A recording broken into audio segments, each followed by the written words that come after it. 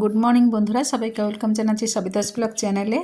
আজকে হচ্ছে সোমবার, তো আমার বড় মেয়ে ভাত খায়, আমিও ভাত খাই, কিন্তু ছোটো মেয়ে ভাত খায় না, রুটি খায়।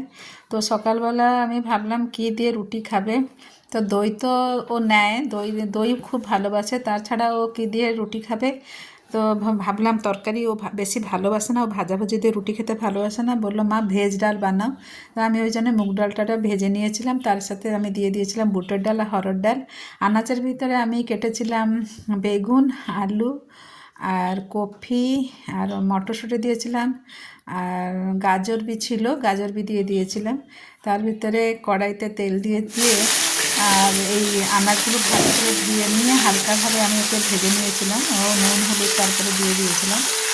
তারপরে রাত্রের ছিল বাঁধাকপি, আর মেয়ে আমার আবার বড় মেয়ে আবার ডাল খেতে ভালোবাসে না, তো ভেজ ডাল খাবে কিনা জানি না, তো বাঁধাকপি তরকারি ছিল, আর তাও কোনো টেনশন নেই। তো ডালমাটি করার জন্য আমি বললাম ডালমার সাথে আমি দিয়ে দেবো ওকে বাঁধাকপি, আর আলু বরবটি ভাজা সব ছিল রাখতে, তো ওইটাই আমি বড় মেয়েকে দিয়ে দেবো। তো ছোটো মেয়ে আর কিছু খাবে না, ওর আজকে ওই ভেজ ডাল দিয়ে রুটি খাবে, তো ওই জন্য দেখুন আমি এটাকে ভালোভাবে হালকাভাবে ভেজে নিয়েছিলাম।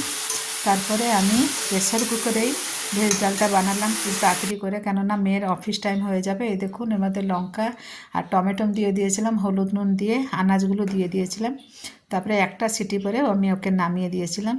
ডালটা দেখুন, এই ডালে মেয়ে নিয়ে গেছিলো, মেয়ে কিছুটা নিয়েছিল, ধনে পাতা আমি দিয়েছিলাম না, তো একটু তাড়াতাড়ি ছিল সকালবেলা, ওরকমই নিয়ে গেছিলো বড় মেয়ের জন্য টিফিন।